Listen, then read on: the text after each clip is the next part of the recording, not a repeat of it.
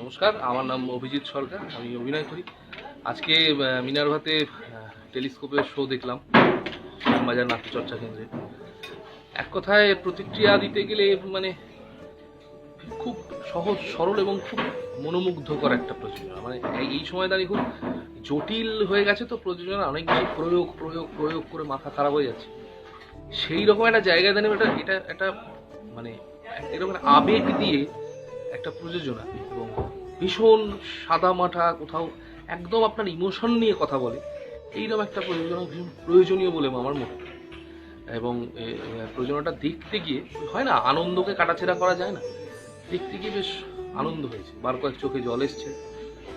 অসাধারণ অভিনয়, তিনজন মাত্র অভিনেতা অভিনেত্রী, তারা তিনজন এমন করে উপস্থাপনা করেছে, বারবার চরিত্র পাল্টে গিয়ে গিয়ে সব কটা চরিত্র তারা আলাদা আলাদা করে উপস্থাপনা করেছে এবং এটা আমার কাছে ভীষণ প্লেজেন্ট লেগেছে, খুব খুব।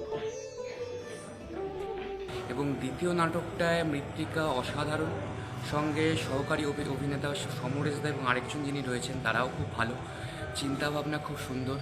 আমি স্ক্রিপ্ট যে লিখেছেন তাকেও খুব আমি ধন্যবাদ জানাবো। একটু স্বল্প সময়ের মধ্যে যেটুকুনি নাটকটা লিখেছেন এবং মঞ্চস্থ করেছেন তার জন্য সানিকে আমি খুব সুন্দর নির্দেশনার জন্য আমি খুব ধন্যবাদ জানাবো।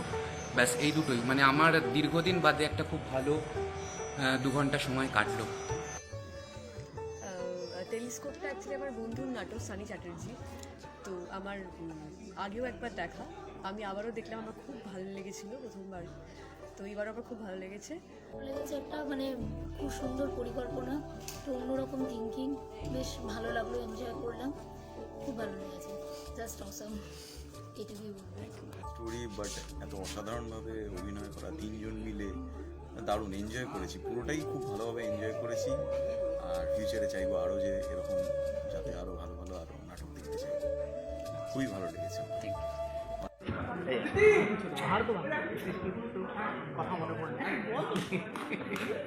অনেকটা শারীরিক ভাবগুলো আমি তারই মধ্যে।